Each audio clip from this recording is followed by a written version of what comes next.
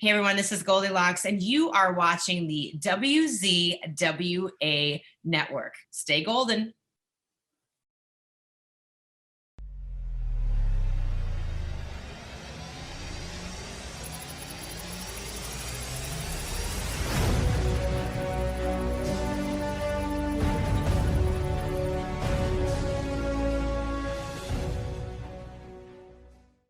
Ladies and gentlemen, welcome to the WZWA Network podcast here on YouTube and all podcasting platforms. I am the host once again with the most on the West Coast, Karlifornia in Fury. It is so good to be with you once again. This will be my third interview this week out of 5. I'm having a hell of a week with everyone that I've had booked in so far, and I am thrilled at this time to introduce my guest here tonight. And today, her time. She's the multi-talented, intelligent, funny, and incredibly beautiful, the one and only Goldy Locks. Goldy Locks, how are you? That was just fantastic. What a fanfare, and just to hear all that great stuff about myself. And it was nice to end it with beautiful. Because what if you would have said like the multi-talented, funny, but really ugly? I would have been like, all right, well, 2 out of 3 isn't bad or whatever. I appreciate that. Thank you. We wouldn't be off to a good start, I don't think. No, I would suck. 5 interviews this week. That's great. Oh yeah, I really have been. We had a bit of an issue last year. We only started the show last year, but we had like a space of about 2 months where I couldn't get anything. And then somebody screwed me around, and I know. I get it. I was yeah. Yep, so I get it. Yep. Now I've been like on the grind, getting as many in as possible so that never happens again and we never have that gap. It's a really awful feeling. I had someone scheduled last night. I've got somebody scheduled tonight for my podcast with Vince Russo's brand. And, you know, you get everything all ready to go. And for a girl, it's a lot different unless you're a very, progressive gay man and you wear all your makeup and hair and everything. But to get all ready and get everything set, and I try to do different vignettes. And then, like 20 minutes before, they were like, oh, well, somebody in the group has a sore throat. And I was like, well, okay, whatever. You know what I mean? You don't do that 20 minutes before. Somebody else said a couple of days prior, I'm just really packed on the day. Is there any way I'll still do it? But is there any way we could do it on the weekend or a different? And I looked and I said, yeah, no problem. And it's like, give somebody the courtesy of a heads up and just don't be a flake, or don't, if you're scared of interviews, then don't say you're going to do one anyway. But I will tell you, Carl, that the minute somebody is hesitant at all when I ask them to do the show, or I just say, I just forget it, because you can tell right away by who they tell you that they are, that they're going to probably flake. So yeah, no, I've definitely learned that. That's for sure. Yeah. I even had somebody beg me to pay them up front, because obviously some people like to be paid for these things. Say I need the money for food and all this stuff, and I'm like, oh, okay, sure, no worries, man. And I sent him the money, and then we had the interview scheduled for that weekend. And I'm there. I've spent 3 hours doing research and compiling all these questions, and I'm ready to go. And I don't hear from him. And then finally he gets back to me like 2 days later after I've, given him a bit of a serving, saying, dude, you're really wasting my time. I was up at, midnight waiting for this thing. Anyway, long story short, he screwed me around the second time. He came up with all these excuses. And then the third time he just completely ghosted me and never responded again. So I just put through a complaint through PayPal and got my money back. So yeah. Good. I'm glad you can get your money back through that. So good for you. Yeah, but I still haven't called him out for it because I don't know what's going on with him. Maybe there's other things happening. But anyway, he sucks. Forget about the negative. Let's talk about the positive. And the positive is you, Goldy. I'm very excited to talk to you. We have a lot in common. I, too, am a rock and roll singer. I know how to do my thing on stage as well. Also, I've being involved in wrestling as well. So that's 2 things. So that's why I say we have a lot in common, because those are the 2 things that I'm all about. As far as wrestling is concerned, though, were you a wrestling fan growing up? My family was, and I would go to them. I didn't quite understand how awesome it was growing up. I liked it, but I wasn't a fanatic. It was just something that my grandmother and I did together. I would sit in her lap and we would watch the matches. And then I was from Minneapolis, St. Paul, where there's a lot of really great people coming out of, Jesse Ventura and the Ganyas. And so there was a lot of local events that would be on TV as well. So I got to get a good taste of that growing up, but I wasn't like, I want to be in wrestling or this is my passion. It was just something that I did to connect with my family. Right, That's the that's honest cool. answer. Yeah, Yeah. no, that's cool. But I know what your true love is. Your first love was music.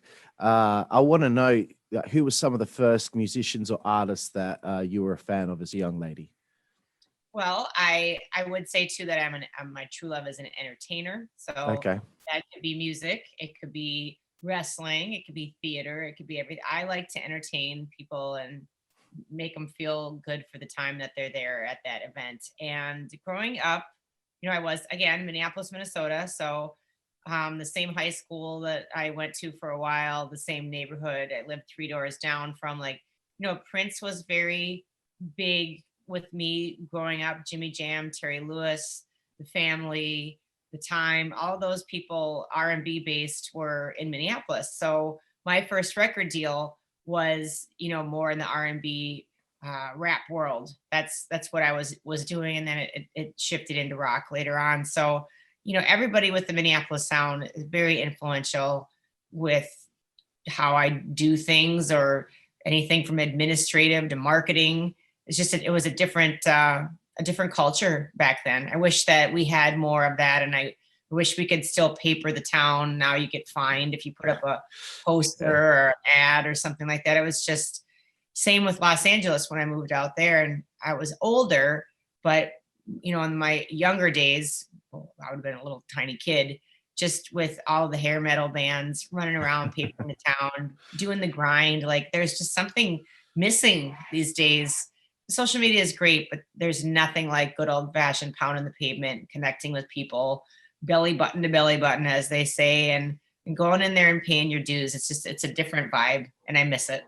Yeah, it certainly seems like it's a lost art, that charm of Yeah. doing that. Now people they form a band, they make a Facebook fan page, and then they Yeah. buy likes. So it looks like Yeah. they've got 3,000 fans or whatever. So then promoters might book them over your band, and they will play the set and no one will be there to see them because no one actually knows who they are. Yeah. Interesting. Yeah, well, I remember my band, we played a gig with a band that had 20,000 Facebook likes, and I was like, "Oh my Okay. god, this is going to be a huge one for us. We're going to get to no one there, absolutely no one." So, yeah, that's not Live paying and your dues. learn, It's just Carl. Live and learn. it's a shortcut, but the shortcut doesn't work. So why do it? So you're doing your thing. I found it fascinating that you had opened for Pink. In the early stage of your career. What was that experience like? Mayhem. That particular show, a lot of things went wrong. Technically, it was really, really huge, and the PA went out. You had to improvise. You had no way to sing or talk to the crowd, so it was a lot of big hand motions, like I did in wrestling. I'm trying to think if when I opened for her, I was already in wrestling or not. I'm gonna think. I think that was before. God, I can't tell. I think it was before wrestling that I actually did that. So, I had some theater experience of just acting like a clown, but it sucked having everything bag out on you. You just when I was training with my record deal, they specifically would do things to screw up your set or take away your mic or break your guitar, or all of a sudden this isn't working. Like every day there was something new that was done to me to say this is going to happen out in the real world. Like how would you deal with this? So I mean, I had like the most brutal extensive training with my record deals just because of where I was and the people that were training me. It was pretty hardcore. So I was ready for that day, but it's still weird in front of like 20,000 people when all of your stuff goes out, and you're kind of hoping in the back of your mind that Pink sees you and maybe wants to ask you like on a permanent tour or extended tour or something like that. And then like everything on stage is a pile of shit. So it was an interesting experience. We've opened for so many awesome people, and headlining is great, but that's a lot of pressure. It's almost like it's more fun to open for people because the expectations are so low. And then when you blow them away, then it's like it's up to the headliner to keep up with you. So we've done a lot of really great shows over the years. Yeah, no, I always love that, playing earlier in the evening and making it more difficult for everyone later on. You got it. That's what you got to do. And I do remember one time we played, we opened for a band that was, a lot more well known than us. And surprisingly, during our set, the sound guy wasn't even in the room. He had gone outside Oh. to check the decibel levels, and so no one could hear me, and I couldn't hear myself. And I was telling him from the stage, "I can't hear myself, bro," and he wasn't there the whole time. So that's strange, isn't it? You're usually out doing something else other than checking decibels, but that's okay. So speaking about difficulties, what is the hardest thing about being in a band?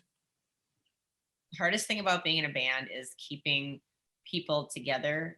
It's very difficult to find people that are on an equal talent level as you or experience level as you. And even if they aren't in experience or talent, of course, you can still make things work, but just so many different personalities. And then people have habits or things that you find out after you hire them that aren't going to work. There's just a lot of things. Like, we're pretty clean cut band, and when people come in with different habits, that becomes the focus of their time, and not learning material or wanting to write or promote or market.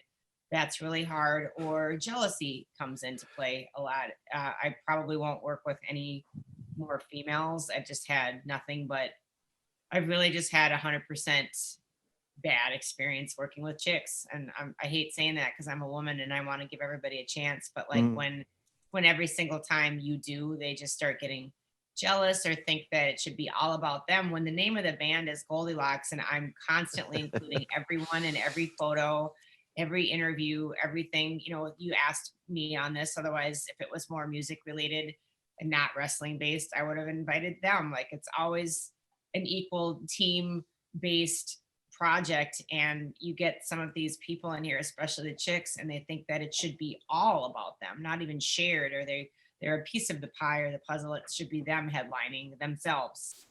And okay, that's great. Like, we always try to encourage people developing their personal brand within the brand.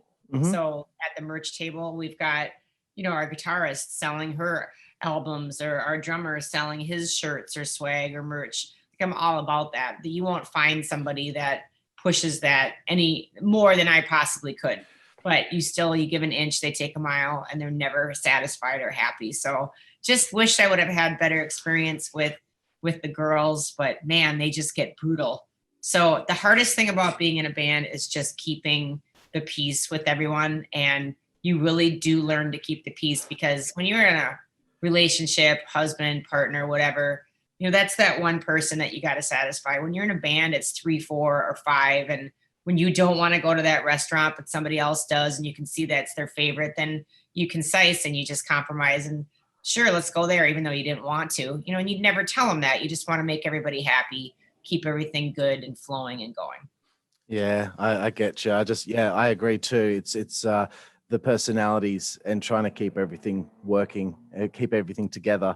And things can happen where things are misconstrued, and no one will bring it up until 4 or 5 other things have happened, and then they bring up everything at once, and it's been bottling up, and it makes things even worse than what they probably weren't even bad in the first place. Happened to me twice now. My band is now like on the shelf again because 3 members have now left again, because it's just don't have anyone with the commitment level that is necessary for something like this. No, totally get it. I totally get it. And you do pay people.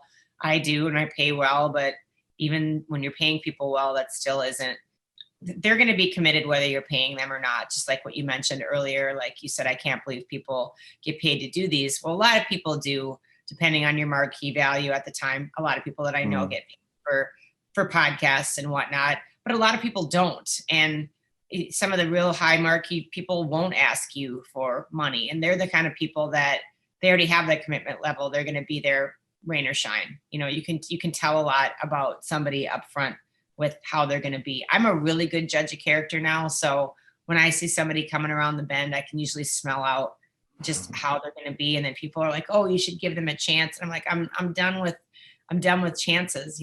I'm as old as I am. I've been doing this since I was a kid. Since I was 8, I've been in entertainment. Well, 3 actually, but working at 5 and touring at 8. You just know, like I'm a solid judge of character. You can just tell by somebody's actions, this looks, feels, and smells like this other asshole. I'm not even going to go down that road. Yeah. So on the other side of the coin, I want to know what is the most rewarding experience you've had over all these years as a performer? I would say just people that come to the shows, that you impact them in some positive way, that you didn't even think it was any big deal, but then you find out at a later time that something really meant a lot to them, or they met their husband at the show, or you got engaged, or we've had many times when people have just, on a break said, I'm going to propose, like, can I, just really magical things. Some people that are disabled, or maybe that were thinking of taking their own life, decided not to that night because they were inspired in some way by a song or reminiscent of a cover or something that we wrote. Just finding out. I think during the COVID, we had like this really cool group of hot, sexy Indian guys come in, and I was just giving them a hard time. And I kept asking, like, what do you do? What do you do? And the guy was like, I'm in tech. And I was like, oh, okay, you're in tech, surprisingly enough, and I was joking. And then I kept calling out to these guys, and I'm like, the tech guys. And this one guy comes up and he's like, I am not a tech guy. I am a brain surgeon. I'm like, oh shit. Like, they weren't tech guys. They were all like massive surgeons in the area. And I was like, well, you guys said you were tech guys. I just went with what you said. I wasn't stereotyping you, but it was interesting because like, here are these, it was like a huge group of them too. Like, they all packed in the club, and here are these guys with these just like over the top brains and talent. And they were gushing over us like, oh, it's so good to be out. Because there was COVID, and like, this club opened up, and they weren't supposed to be opened up, but they got a chance to like unplug from like the massive stress that they're under during this pandemic, and with what they see with neurosurgeries, and get it right, Goldy. Just all the stuff that stresses them out. They were looking forward to just coming and like letting loose, letting their hair down with us. And I'm thinking after I knew they were all not just doctors, but like, minute, artery surgeons, and I'm thinking like, here's me jumping up around on stage like some freaky monkey. Like, what's my life consist of or amount to? And you think about those things when you're on stage, and then here they're thinking like, thank God we get to get out for a minute and like not think about a hospital or dying patients. So I felt important for a minute. Like, maybe the things that I do matter. That was pretty cool. That's a high. That's awesome. That's awesome. And also props to you on your Indian accent. I thought that was great. Okay. I love Indian people. I think they have the best. I think Indian and most of Asians have the best sense of humor. Like, if they can even speak English, which is huge, because a lot of those dialects are like, it's not like Spanish or French. It's like, it's hard. Their stuff is really hard. And then if they can get English down enough to even have a conversation, but then get our humor, sarcasm, dry humor, I love all of those cultures. I gravitate towards them. Yeah, I know what you're talking about there. I mean, they don't just have the one language too. They have languages within the languages. Yes, yeah. Or they speak other like romantic languages. Or it's like they usually don't just speak one. It's usually like 5 or 6. Yeah. And then here's us in the States, just like, forget it. So through my research, I've seen that you've opened for such bands as Saliva, Seven Dust, Nickelback, Three Doors Down, Puddle of Mud, Stevie Nicks, Bret Michaels Band, Pat Benatar, Ted Nugent, Maroon 5, Everclear, Powerman 5000, Grand Funk Railroad. I can keep going on and on, but that is a whole heap of great bands to tick off the list there. Any Always stories of any of those people and working with them or working on songs with them? Everybody just kind of does their own thing, and they usually have crazy demands. And I guess the stories that I tell is when they're long gone and clear and getting on their bus or going to the airport, we usually crash their dressing room. Like, that's the favorite thing for our band to do, is to see what we can go pilfer from once the trailer's empty or we get the coast is clear look.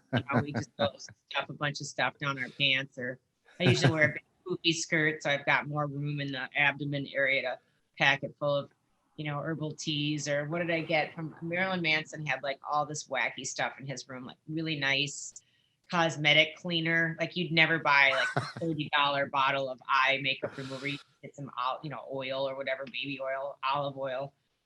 He had all of these expensive like MAC cosmetic wipes and Maybe Wow. having exotic, organic, some sort of gummy bears just things like I enjoy stealing from the major national acts more than even opening for them. It's just all about what I can get at the end of it for me. I would do the exact same thing. I'm telling you, right? Oh, it's so much fun. Rick Springfield, whenever we open for him, he's always got this certain brand of peanut butter, and I look off because I still have some up in my cupboard, and I can eat that and say like, I stole this from Rick Springfield. Pat Benatar has a lot of really interesting requests that, she's a superstar. She can get what she wants. But just, I bring my own shit to the party. I don't need anybody to go out and do extra stuff for me. I'm just pretty simple. And a lot of the stuff goes to waste too, which really bothers me. That's where I go steal it all. Exactly. It can't go to waste. It can't. Another question before I start talking about wrestling. I want to know about weird fan or patron interactions when you've been playing at clubs. You got to have a story. People are weird, especially when they've got alcohol in their system. Always. I mean, that's every show. So I guess the classic story I like to tell is in Valdosta, Georgia, when I had some guy like backing up to the stage. I was on a catwalk. It's like high up, 4 or 5 feet off the ground. And it was a big catwalk that extended from the band and the stage. And like this guy was just backing up to me. So I kind of popped a squat and I was singing. And then all of a sudden they weren't backing up to me. It was the front of their face and their hair was over their face. And they opened their face, opened the hair so I could see their face, grabbed my legs and like proceeded to bite my vagina. Like that was the really fuck? Yeah, seriously, like bit down on my junk, like locked it, penetrated the skin, teeth marks permanent, had to go to ER, get a tetanus shot, get stitches. It was just the weirdest thing ever. And I have to explain, like, if I'm, groomed down there, like, here's a great story for you. It's a great icebreaker on a first, not date, but first time that you're getting busy. It's like, well, let me tell you about this time in Valdosta, Georgia, when somebody bit down on my badge. But best story is we did a wedding for a private event during the COVID. We snuck out and did a wedding, and some guy had driven in, and he was tired. And where'd you drive from? And he's like, "Oh, I'm in Georgia." And what do you do? Well, I'm a fireman, but I do, police emergency work and all this other stuff that he does too. EMT, kind of wears a lot of hats. And I said, "Man, where in Georgia?" And he said, "Oh, Valdosta, Georgia." I'm like, "You wouldn't happen to remember this place called, Rock and Rodeo?" He's like, "Remember?" He's like, turns out he was like one of the guys that helped me that night.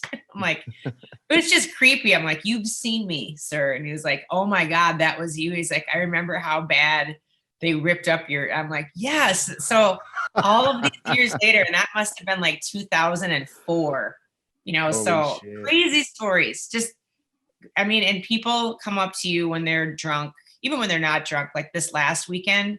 And I told this story on Patreon. And if you're listening, jump over to our Patreon /Goldy Locks with a Y. We've got a really awesome Patreon that's a lot different than some of the other people's that are out there. But I was cutting a promo last night just because of how bad the show was on Friday night and what really happened. And some wrestling people that were there, and they were really mean.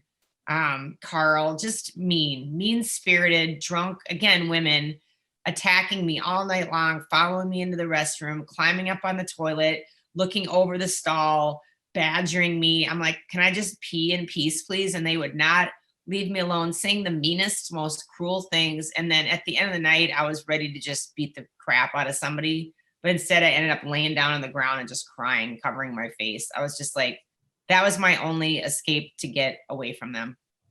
Right. Fucking hell.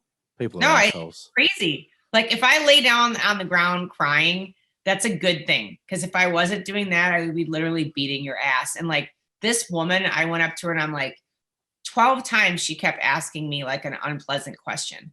And I just said, what if I asked you a question like that? What if I asked you how much you weigh? What if we talked about your weight? How would that make you feel? Would that make you feel good and empowered? It's like she didn't even hear me. She just went right back to like belittling me and saying cruel stuff. I was just like, "You're a piece of shit.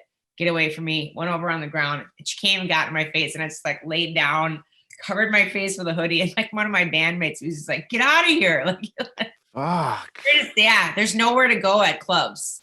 You know, the bigger places, you've got a dressing room, you got a place to escape to, but the clubs there's a lot of magic that happens at clubs, but there's nowhere to go either. Yeah, gee, Wrestling topic.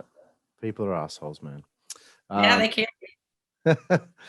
So I wanted to ask you about, I'm sure you've been asked all these questions about TNA No, I many, love many it. times. You New do? Okay, cool. New people. Nope, it's always something new. Okay, excellent. Well, TNA, it comes a knocking. Someone sees you performing, they like the cut of your jib, and they, I don't even know what that saying means, but anyway, they like how you perform. Obviously, they found you very entertaining. I don't know who that is. Maybe you can enlighten me, but how do you first find out that, okay, a wrestling company wants you to be a part of their show and to interview people on the show? So per usual, the Oz behind the curtain is not at all how you set that up so beautifully. Wouldn't that be amazing if that's the case? If somebody saw my talent and that's how it worked, but that wasn't the case at all. So usually in entertainment, for people that are getting somewhere or getting that break, it's who you know and who you blow. So I was with a very powerful record label, and they had a very powerful entertainment lawyer. That entertainment lawyer was the Jarrett's entertainment lawyer that was helping start up the TNA Impact promotion. So she held the purse strings and did the contracts, and basically reached out to me and just said, would you be interested in joining this in some fashion? They are looking for somebody to do backstage interviews who has no wrestling prior experience. And of course, I was in a really bad deal. It wasn't a bad deal. I just was all up in dating like one of the people in the office, and they were abusive, and I wanted out. And I was just like, here's this wrestling that films in Nashville every week, and maybe this is a chance for me to get out of a bad situation. That's how I was looking at it. And even as I was trying to show them what I could do with my audition tape, which was a DVD, the guy that I was dating wouldn't even let me show them. He said it wasn't good enough, it wasn't polished enough, nothing. If it wasn't just completely overproduced, which that's rubbed off on me in a good way. I produce great content, but there's something to be said for a time and a place, and this is what you have, and like you give them what you have to get the audition. And he wouldn't let me. And finally, after like kicking me under the table on the Sunset Strip in Los Angeles, I slipped through the DVD, and that was enough to get the Jarrett's attention. And then it was up to me to keep coming to Nashville, to Hendersonville, Tennessee, every chance that I could.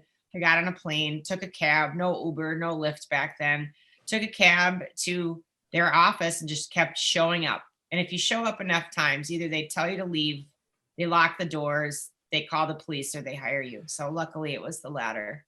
All right. Well, again, Wikipedia strikes again. I've been editing a lot of people's articles after interviewing them because things just aren't correct on there, apparently. Yeah. Right. Yeah. No, I'd read that it was because someone saw you perform and that you were just offered the job. So, but that's a great story. That's a great story. Like, leave it. It's way better than what I just said, and it makes for a better interview when people can actually find out what really happened. Yeah, fair enough. That's cool. So you're hustling. You finally get your foot in the door with TNA. Tell me about your first day on the job. First day on the job was Brian Christopher being completely inappropriate with me, having me wonder, is this what it's going to be like? Interesting enough, like funny guy, just a whirlwind of women looking at you, and some of them not being very nice to me at the first one. Or I was like, is this how people talk to people? I guess they do in the wrestling business. A lot of shock, a lot of fear. Nobody helped me out. They just threw me into it and said, do it. And I'd do what? I'd never done it before. And they just assumed that you could just figure out going out in front of millions of people on a live pay-per-view and get it right. So when people are hard on me and say that I sucked or I didn't, well, I mean, I did in some way, shape, or form, but I figured it out pretty quickly and had my own quirky sense of interviewing, and they'd change the script with language I'd never heard before. I remember things like tag title champion, this, that, this, and then they'd change it. Like I'd just get the cadence down and the flow, and they'd change what I was talking about, or they'd alter the details or something. I'd get it down and I'd sit there and I'd study it, and then all of a sudden, boom, it's all different. So it was very terrifying, scary. And then you wondered if you'd keep your job or not. It there's a few people that came forward and helped me. Vince Russo, when he came in, was wonderful to me. Obviously, we're still friends, still on his brand on Goldie's Closet, Realm Network. Who else helped me? Jeremy Borash helped me a little bit. He was busy doing his own thing. So a couple people did help, but for the first day on the job was super scary because I had no idea what to expect or what I was even doing, and no help. Yeah, it's that thing that I've always heard Vince Russo say this. It's the wrestling bubble, and you're from outside of the wrestling world. You're coming in, so it must be just like bizarro world for you, walking in there and seeing the way that everyone acts, and maybe because they haven't heard of you before and you haven't been a part of wrestling before, why are you here and not someone else who's been in the business beforehand? Did you immediately find out, okay, this is the bubble, they're in a bubble here, and I've got to learn how to nobody was like rude to me. The guys were never rude to me, and most of the girls were amazing to me. It was only a few. And then they had their own problems. Like I remember Jasmine St. Clair was on one of the I think it was the first one, and like her claim to fame is like a big gangbang with, she's a porn star, and but people were just being so rude to her behind her back and like saying such awful things. And I just said, maybe she did all that stuff and maybe she still does, but like, can we just talk about her in a more positive way behind her back? Like I was already standing up for people when she could care less probably who I was or what I thought of her. But like, I just thought as another human being, like we don't talk about people like that or make those kind of jokes. I mean, the stuff that went on at TNA was so wild, wild west. Like that stuff would never fly at all. Like even their storylines and everything, as far as being PC, nothing would fly. Like the stuff that was said to me, it's just like I was in a locker room with a bunch of guys. Oh, and it wasn't even the guys. It was like sometimes the office that was a little, suspect. But like I knew what I signed up for. I wasn't like signing up to be a librarian, at the, children's whatever. I was signing up to be in the world of pro wrestling. So you just sort of like take it as it comes along and not make too big a deal out of it. Yeah. What did your family think of you now being in wrestling?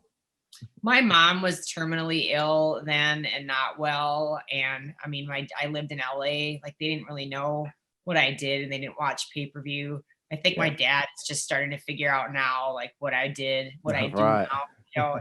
He's on my podcast from time to time. Just interesting. Like I was pretty far removed from people knowing what exactly that I did. I think my friends thought it was cool. I didn't even really know what I was doing. I just was on this like huge show that would be like a pioneer for its time. And I'm just like running around wondering where I'm going to get my nails done next. Just my head was up my ass back then so badly. Who did you become friends with first once you joined TNA? Mortimer Plumtree, Elix Skipper, Christopher Daniels, James Storm. Still talk to him. He was in our video. Look it up. All to you. James is the star of that video. It's a suicide prevention PSA.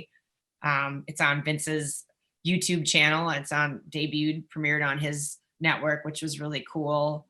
Alan Funk is still somebody that I talk to like almost a daily basis. Lenny Lane was from Minnesota. Lenny Lane actually helped me move, like when I moved from Minnesota permanently to Nashville. I met Bret Hart early on at an event.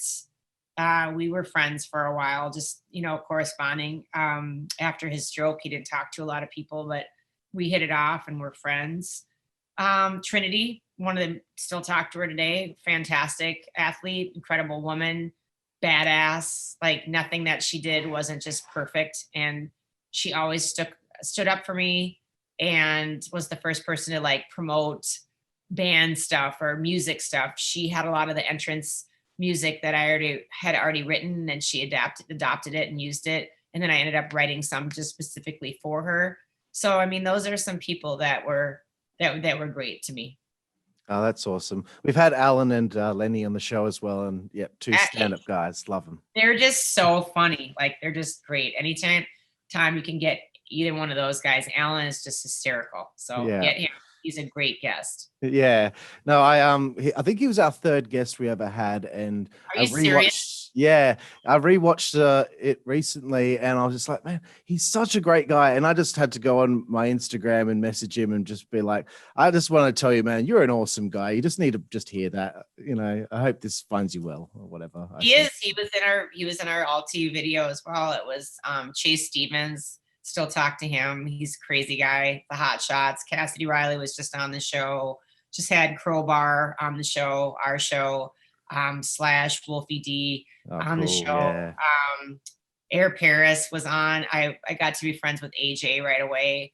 I don't talk to him like on a regular basis, but if I ever reach out, he's real cool. You know, I mean, that guy is just like, can you imagine what his world is like? And then having all those kids, and he's married. Yeah. And he's got a lot on his plate. Oh, that's cool. You get some great guests on your show. We also have Wolfie D on the show as well. I love it. Yeah, another great guy.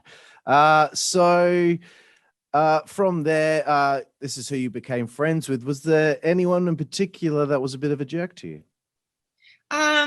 Yeah, I mean, but like you said early on in the show, like I don't really get into all that. I think publicly people know that Alex Shelly, I guess, just hated my guts or something. I didn't even know when I was there. And I managed him forever, had no clue. You know, I just did my job. And if somebody's got a beef with you, there's nothing you can really do. If there's somebody that's got a beef with like how you do things, there's definitely something where, you know, I remember Erik Watts was real cool to me, and he's like, you know, we need to work on this. And I was like, oh, okay, what do you mean? Like, he just handled it so nicely and approached me in such a good way that made me think, oh, I want to improve. You know, you're doing this really good, but if you just did this, it would be a little bit better, or it would be this or that. I'm like, oh, well, tell me more. What do you mean? And okay, well, we're going to try this. And it's like, he took me under his wing and helped me out. Another person, Jerry Lynn, I still talk to him, you know, doing his thing. Great friends with a lot of people in production, still talk to them to this day. You know, if you got a beef with somebody and it's something that maybe you can do to help them, then that's your responsibility. That's on you to come in and say what you can or help where you can. But I think it's just like a low, cowardly move to just talk shit and then not, you know, do anything about it. Like if somebody's a problem, like help them be better. That's it, 100%.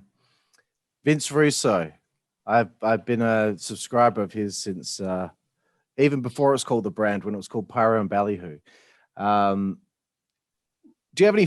What's your fondest memory of working with Vince Russo? Another story that I tell a lot is the day that I had my beautiful Persian cat.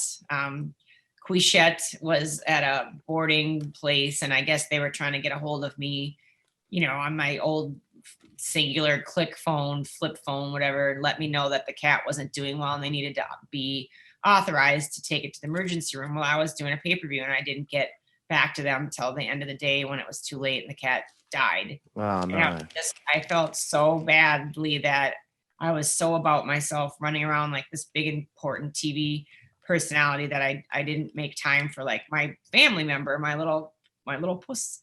And the cat died, and it was my pride and joy. And I just remember like sobbing and being on the floor in like one of the TNA asylum back office rooms or something. And like Vince was on one knee, you know, like with his hand on my back, you know, just like calming me down. And I think he was going to fix it by, we're going to go to Hooters. Well, come on, guys, let's take her to Hooters. And, you know, I was like, we're going to go to Hooters. Like that was Vince's way of like fixing everything. Like, we're going to go out and come on, no more crying. We'll take you to Hooters. So he had me come to his house maybe like 6 months or a year later in Georgia.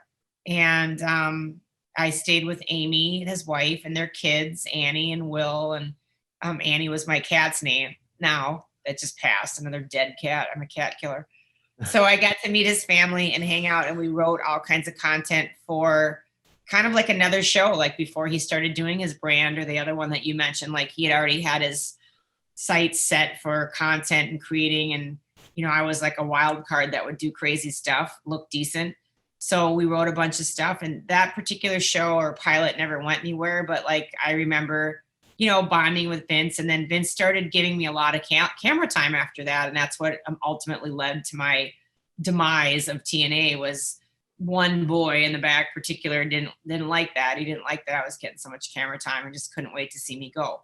And I was getting a lot of camera time. Like Vince was running and airing stuff where it's like, what is this? This has nothing to do with wrestling or really sports entertainment. It's just like you're giving me time.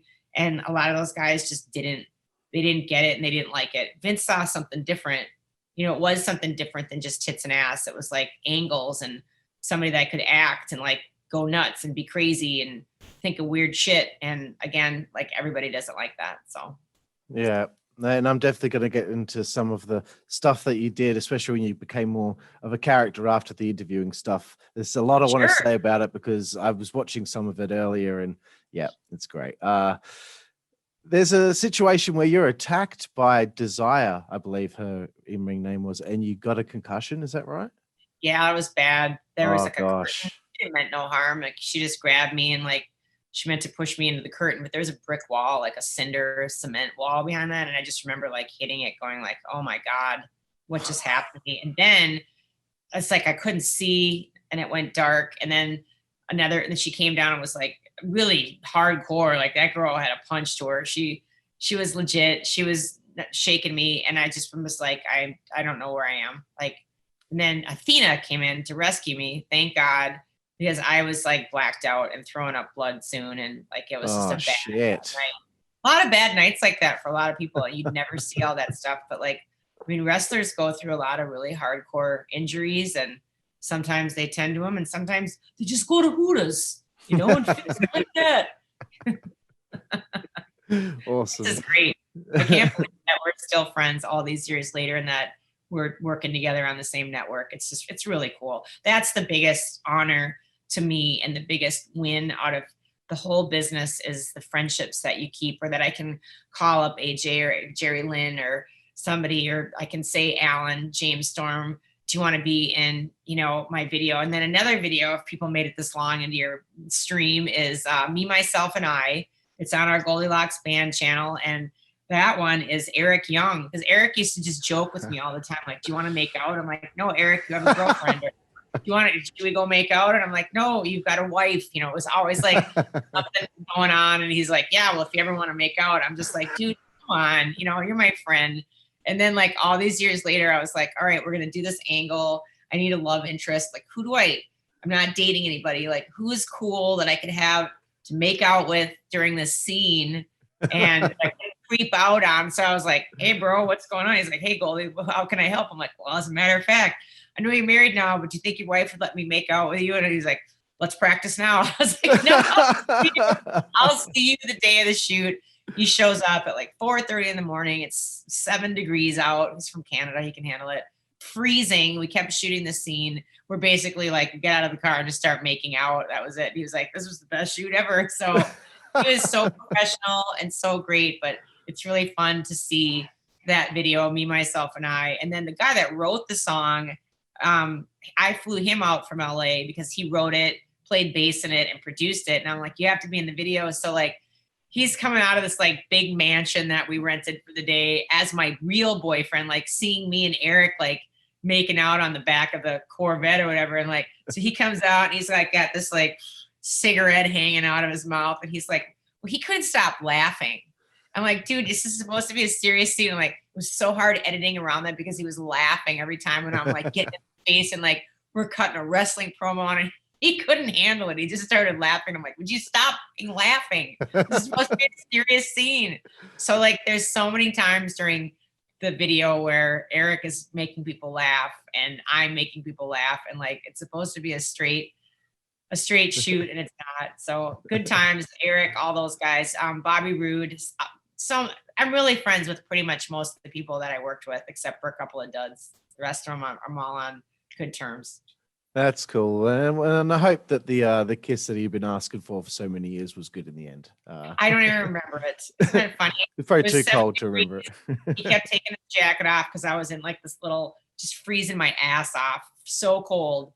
And he was such a gentleman, and I just remember like I don't remember that day. It was just all a blur. You know, I hope I didn't like taste like shit after all these years. He was like, ugh. And awesome. Onions the night before and stunk. Who knows? Speaking of, outtakes and stuff like that, bringing it back to TNA, do you have any stories of, you're trying to record these pre-tapes? I don't know if you did them, because I know there was a lot of live pay-per-view stuff, but do you have any funny moments where somebody messed up a line or anything like that?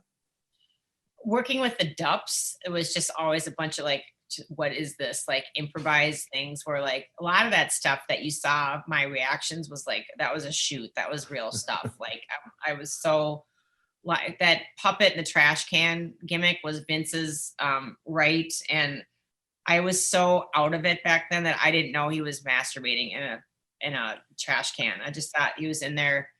I didn't even thought it was, they put a midget and a small person, little person in a trash can.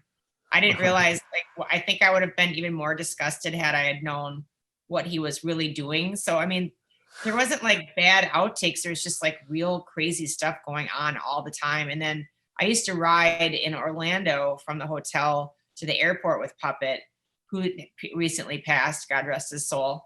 But he was always like trying to act like he was really tired and put his arm around me and grab my tits. I'm like, would you stop? Like, dude, he's like, oh, I didn't know, I'm tired. And I was just like, Fuck it's off. like crazy stuff like that. Like always people like doing their best to take a shot, when it's not happening.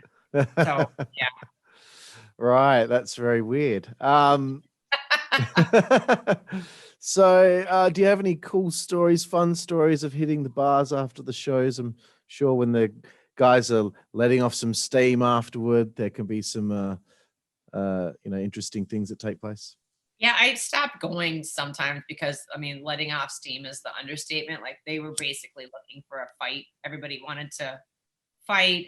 Kurt Hennig was a really dear friend. He actually was training me kind of secretly.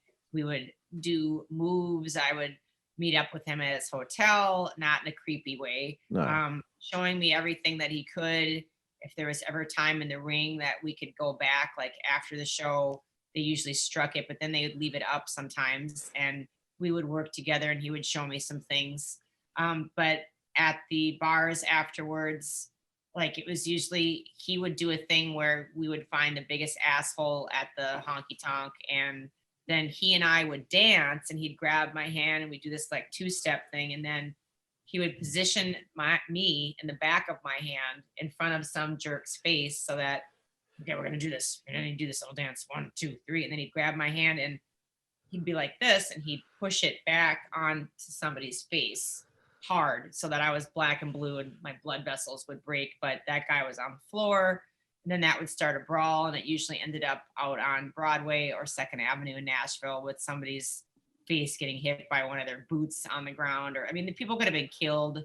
So, and then just like other crazy things, happening. I'm like, the women were just throwing themselves all over everybody and just so many hoes running around. Not that, I haven't done hoey things in my life. I'm no perfect angel, but like some of that stuff got like hard for me to stomach, when you had to like see their wife or girlfriend the next day. Or I did bad stuff too. I had somebody back home or, it got to be a little thick. So I stopped going and like, Vince Russo to this day, I know like Jim Cornette gives him a lot of heat. People make fun of him for like not going out or not going to the center bar at the hotel. Like Vince usually just went back to his room. And I guess Crowbar, after interviewing him, did as well. And then some of the other guys would go out, show their face at the Ale House for a little while, and then go to the gym at the hotel and work out. Those are the guys that are all like doing really, really well right now. Those are the CM Punks or the Christopher Daniels or Elix was always like, I'll go eat, have a few, and then like, let's get back to training and look amazing. So I stopped kind of doing all that stuff once I saw like the damage that was happening. There's just so much debauchery. Like I can't even go into details. It was like really bad. Oh my gosh, that sounds crazy. Yeah, Certainly not like that anymore. They're all playing video games backstage now. Maybe. I mean, I'm sure there's people still doing all that stuff, but like, I mean, I really think like the drug use contributes to why their life expectancy is like 45, maybe 50. You can't do that to your body. You can't drink as much as all those guys do. Take the painkillers and then throw in some cocaine and other stuff. Like your body can't about that. So I don't want to die. So I quit going. Fair enough. Fair enough. So tell me a little bit about finding out that you're not just going to be, you're not going to be doing the interviewing anymore. You're going to now be a character on television for TNA, and you're being put with Erik Watts. How you pitched this idea? Erik made an on-camera comment that was live about leaving my shoe under his bed the night before, and I was like, "What?" Like, again, you're like, "What weird outtakes?" Or it was all like live, and I was just my face. What are you talking about? Like, and he was like, yeah, toots, or yeah, babe, you left your article of clothing at my house last night. I'll return it to you soon. And I was just like, I was really embarrassed because it was live TV, and then I guess the crowd went nuts, and I came back to work the next week from LA. I was flying back and forth from Beverly Hills to Nashville, and they're like, "You're going to be Erik Watts's girlfriend now." And I'm like, "What?" And like, that's how it goes. Like, and a lot of times in live TV or wrestling or entertainment, they just like, you go with what the crowd wants. And then that's what I was doing. And I was excited to do that, scared because I didn't know what I was doing. And then of course I get into the ring, and Vince was so good about helping with all of that. Like, he was fantastic. He was great. He didn't have to. I mean, they could just like throw me to the wolves like they did when I first got there, but Vince did a really great job. Jerry Lynn did a really great job helping me. Erik Watts did a great job helping me, not just being my friend, but like giving me good advice. Alex gave me great advice. A lot of those guys took me under the wing. Nothing creepy ever. Nobody ever did anything below the belt or crossing the line. They were great, just great people. Yeah. Well, I mean, before that, you'd had your vagina bitten, so I think anything else after that. Now I got this big teeth mark. It looks like some old person with like dentures got a hold of me or something and ripped me right in.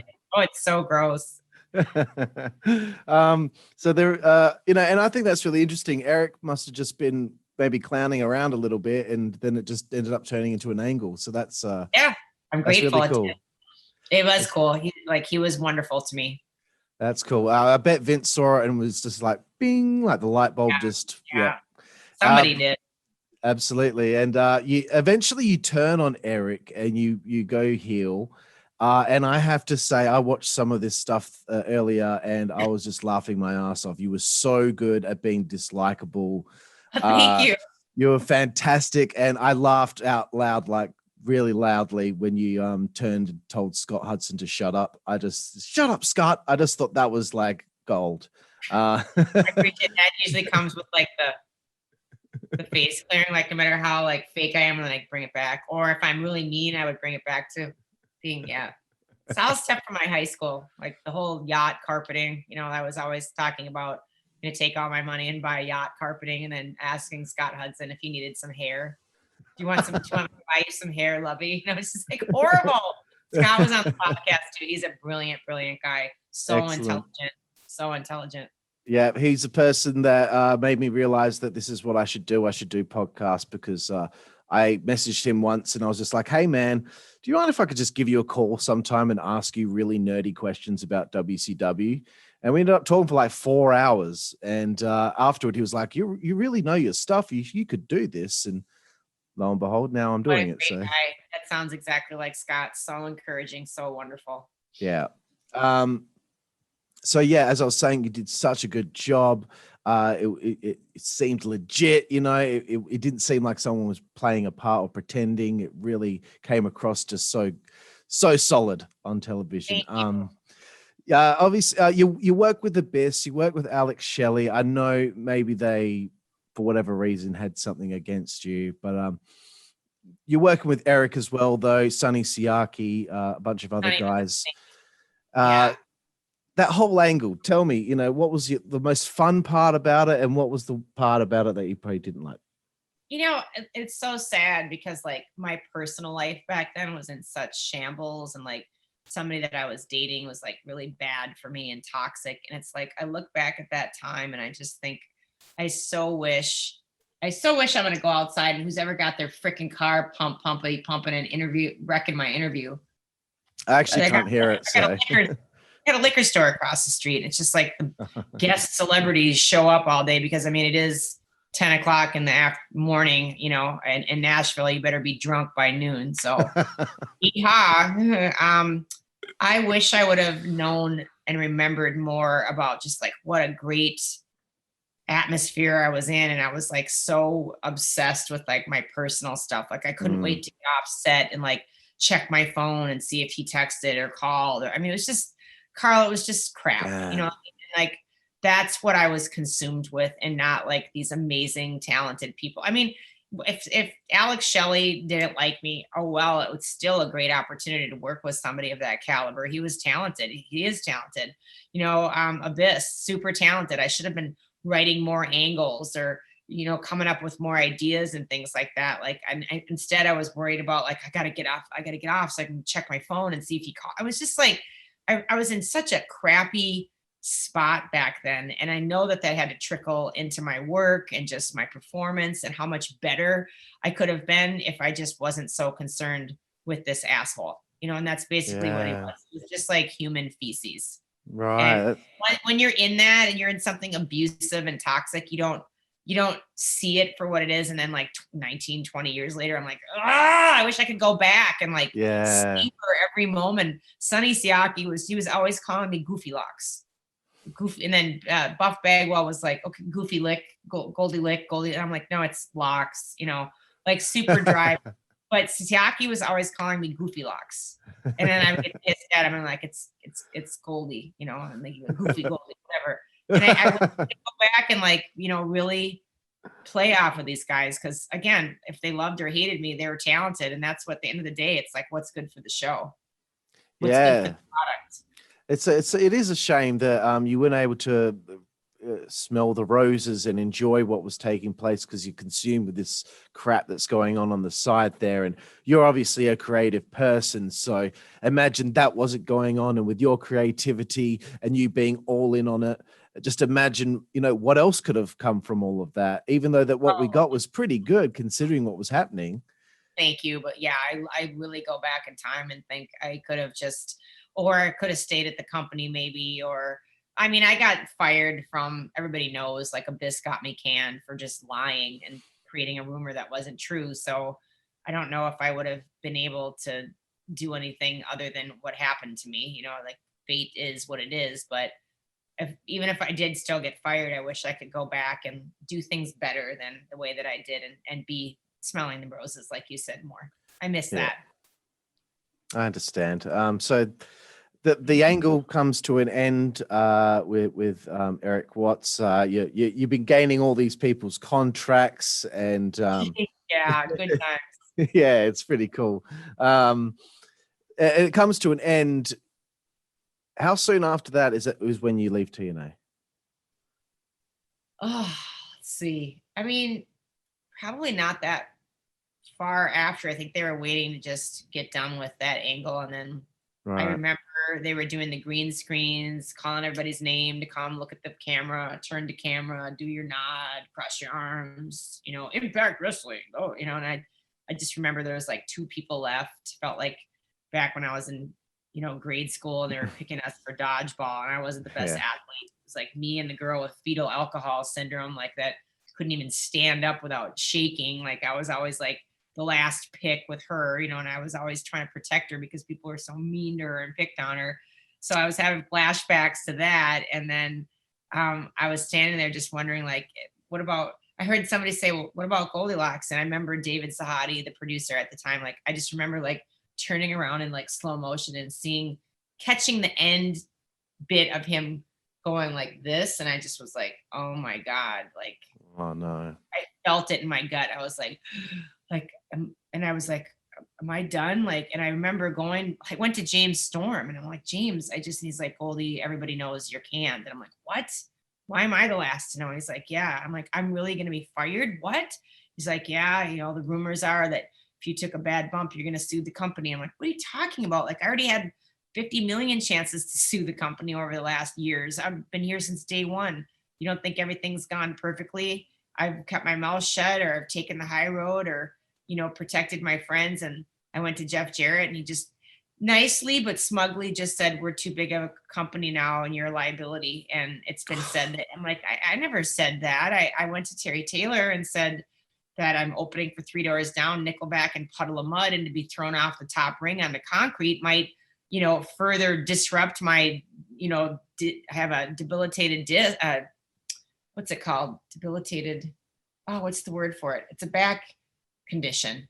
I have it, but it's been a slip disc or a debilitating back something. Like I had bad news. It's been fixed, knock on wood. I've rehabilitated myself with all the gym work that I've done, PT. So I just said, I don't want to do that. It's going to maybe paralyze me.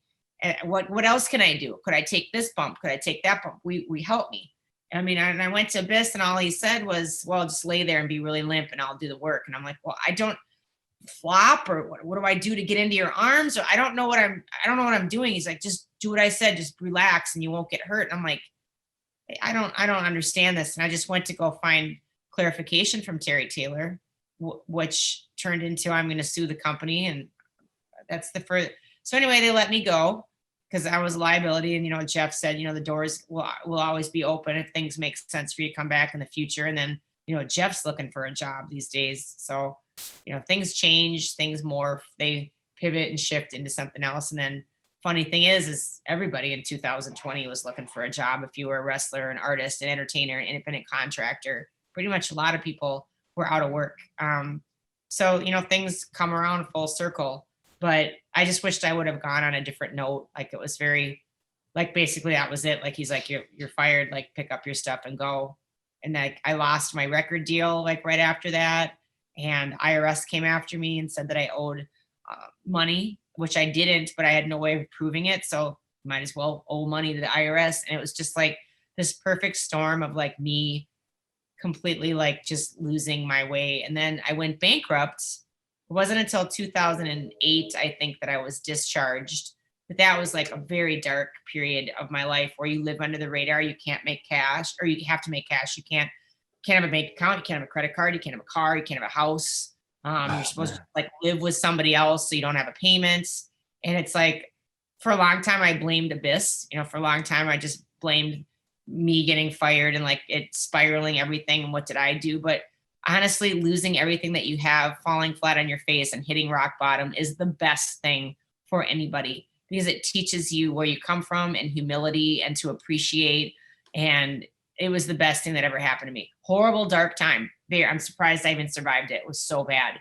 But you meet a lot of angels along the way that you wouldn't expect. I had a prostitute that took me under her wing and made sure that I had food every night in the low income housing that I was at, and gave me, I think, one of her pimps broken down Dukes of Hazzard cars, to go to work. And I cleaned houses. I scrubbed floors. I would look up and have people being kind of shitty to me. And as their kids are watching like the pay-per-view with me on it, or reruns or something, or to me on TV from something else, like it was a really dark time, but it really puts things into perspective for you. And it makes things like the COVID and the pandemic like a piece of cake once you've been through something like that.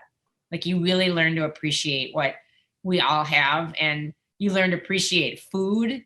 Like when people just throw out food, or they don't want to take their leftovers home or whatever, like I just go nuts, because I'm like, man, you haven't been hungry enough. You haven't hit rock bottom yet. Yeah. I wish that for you. I hope that someday you do, so that you really realize who your true friends are, and I mean, like I said, I ask all these guys to do all this podcasts and be in my videos and all that, and they just and they don't even want money for it. Like I think the last time we wrapped, we all went out to some dinner steakhouse or whatever, and like I gave everybody money and they all give it back. Every one of them, James, Chase, Alan, they all said, no, we don't want it. Eric Young, like all these guys, they're stand-up guys. They may be a little shady in some areas, but they're good. They have good hearts. Oh, that's awesome. And thank you so much for sharing all that. Yeah, that was really long-winded. Appreciate it. That's okay. But I really appreciate the fact that you shut up, you dumb bitch. So I guess I'll come to my final few questions here about your TNA experience. What do you miss most about TNA? The people, like just everything that I just got done saying, just characters, and I wished I would have appreciated them more. Now it's like my podcast on Vince's network is like my redemption, my Tosh Point oh redemption for myself. Please come on. I'm sorry that I was crappy to you. Like I was on a Zoom yesterday with Angelina Love and Velvet Sky, and I was just like, I'm sorry, Angelina, like I was a cunt to you. Like I wasn't nice to her. I thought I was better than everybody else. She's like, oh, that was a long time ago. I'm like, no, it's like that. Should have had my act together. Like I should have been nicer to you. So I miss not taking all the shots that I could have. That's what I miss the most about the wrestling business. Right. What don't you miss?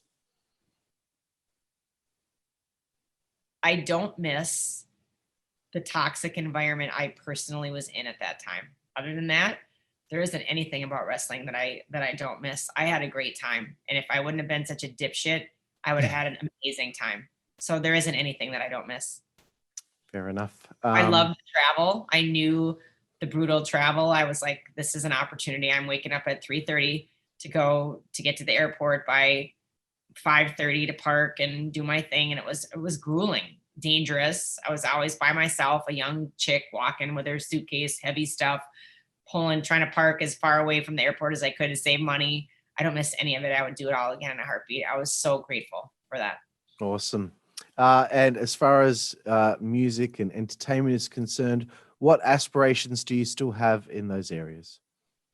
Still touring, still doing shows. Can't wait for the pandemic to be over so that we can go back to what we're doing, cross promote, build that with my personal brand, The Factory by GoldyLocks.com. All great, cool stuff on there.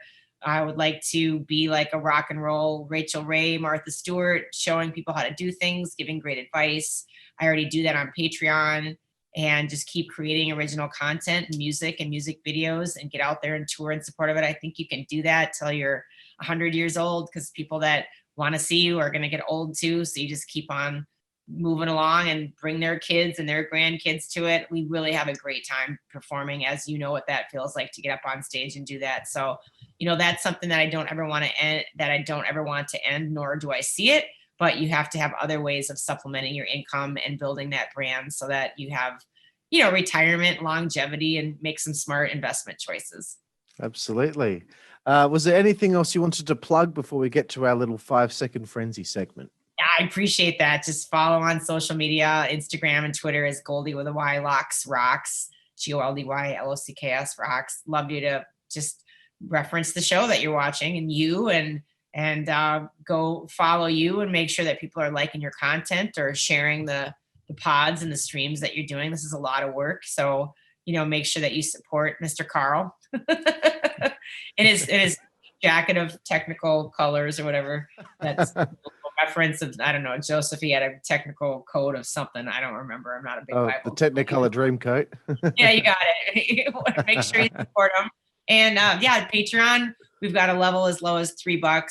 It's like a crappy cup of coffee. It's not quite Starbucks grade. We really appreciate the support because we're trying to put out some really fun original content. So come on over there. I promise that you would get a ton of love. Like we love on people every day, and it's just a great environment. And Vince Russo's brand, we're still there doing great shows. So if you're looking for some great content, check out Vince's brand as well. Thank you for the plugs. No worries. Thank you very much. And so 5-second frenzy has come upon us here, Goldilocks, wanting to learn about little things and things that your favorite things in life, not just about wrestling, but some of them are a little bit about wrestling. But here we go. Are you ready, Goldilocks? 5 seconds. Ready. Let's go. Okay. Your favorite wrestler? I get 5 seconds to say that. Damn. Oh, okay, that's you won't get in trouble. Hold on. I got to think because I know everybody. Favorite wrestler. I'd have to say Macho Man. I just think his promos are just like ridiculous. They're so good. I'd say Macho Man. Randy Savage. I dig it. Your favorite book? The Secret. We've had that before. Yep. Your favorite TV show?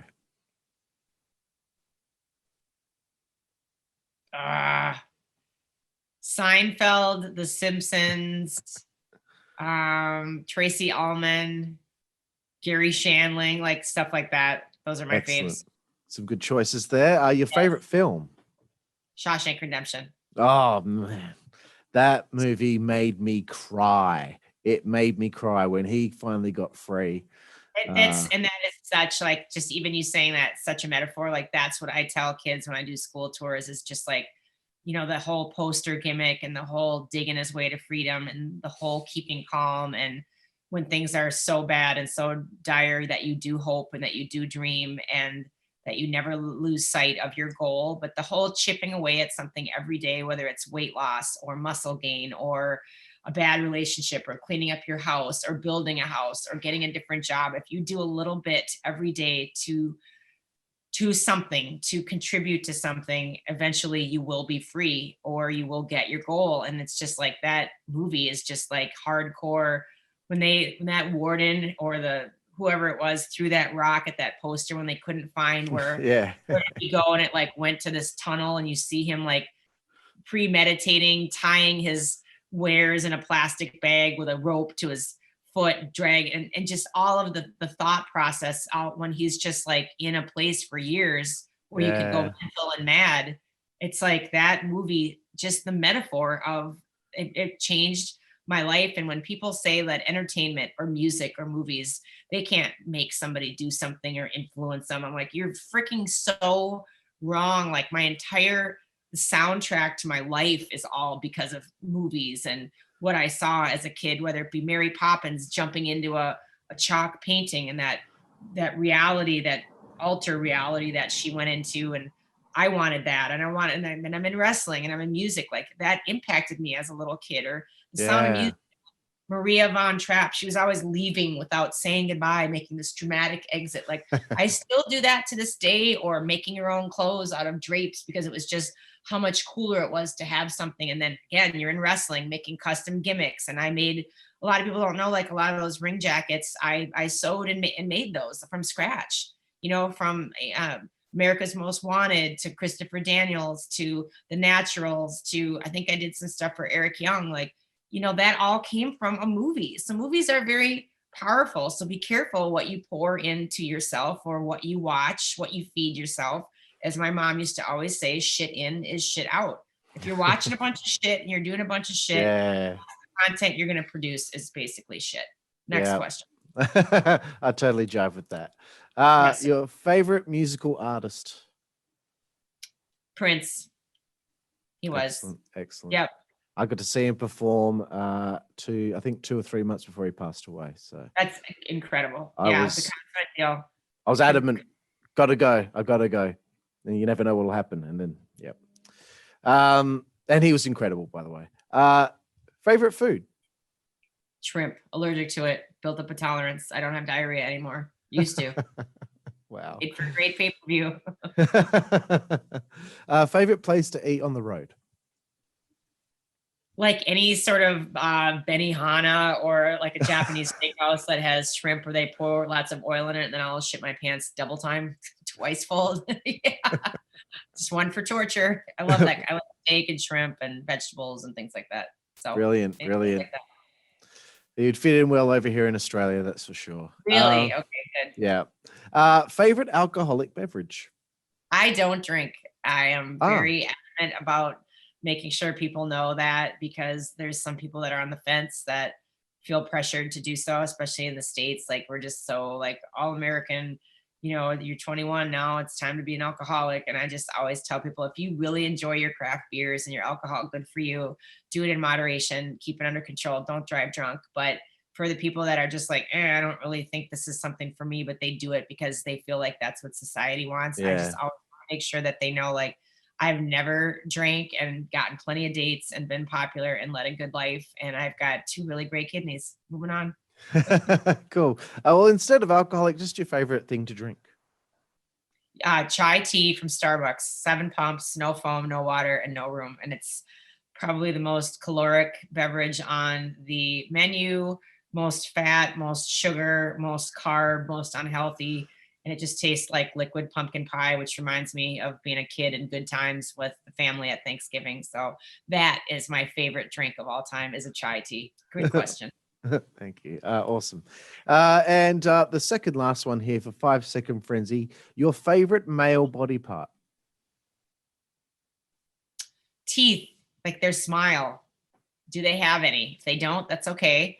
You know, I've got implants from a drunk driving accident. Yay, not mine. But like, I like a guy's smile and a dude's hands. Like, take care of your hands. Like, that's my favorite body part. And if any woman answers dick, like, I just wonder, you're so lying. Like, I don't think we're ever going to get that answer on the show. What if somebody like said ball sack? Like, I don't know. Is that everybody's response? I don't know. Maybe I should have said that. Testicles. That'll be popular with all the guys who are like, oh, there's something about that. I'm going to groom my ball sacks more. No, I'd say somebody smile with their hands. Yep, excellent. And the last one here on 5 Second Frenzy, Goldy Locks, is your favorite curse word? Oh, it's politically incorrect. So yeah, it's the F word, and then with a suffix that's not politically correct. So let's see. I'll say fucktastic instead. That's politically correct. Okay, that sounds fine to me. Well, Goldy Locks, I want to thank you. Yeah, thank you, Carl. Thank you so much. I really appreciated this. Do a great job with your research, much better than I do on my podcast, and great questions, great flow, and super awesome personalities. So I'm glad that you got a chance to talk to Scott Hudson and that he steered you in a positive direction for your career choice, one of them. Yeah, that's it. And yeah, I just really want to thank you for your time. And I want to say, even though if things didn't work out with TNA the way that you wanted to, you've already done so many other wonderful things in life, and you've entertained people across the US and wherever else you've been. I'm sure you've been everywhere now.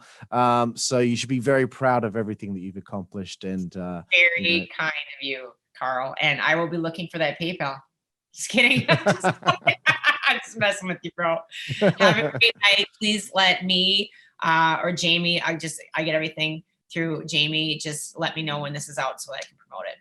Will do. Thank you very much, Goldy Locks. I really appreciate you, brother. You take care. Thank you. And thank you everyone out there for watching the WZWA Network podcast. I am your host, Karlifornia in Fury, and I will see you all next time. Thank you.